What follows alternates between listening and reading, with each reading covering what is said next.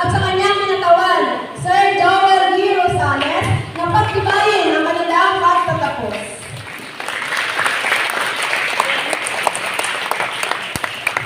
Sa bisa na kapangyarihan na ginawat sa akin na pagpapamahala ng pagsangay ng mga paaralan sa University ng Quezon, Dr.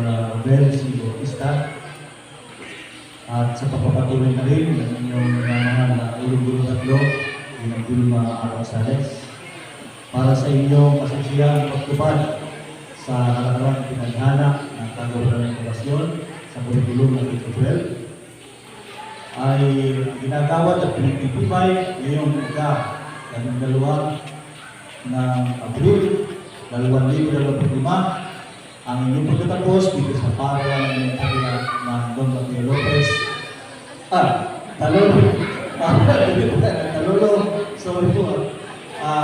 Talolo Pro Lopez, Bayan Lopez. Yan. At igagawa din po sa inyo ang katibayan ng congratulations. Pag po na igawad, pwede pa po muna sa talim po mga mag-aaral. Ililipat Lipat na sabay-sabay. Ililipat sa panan. Yan. Palapakan po natin. Pwede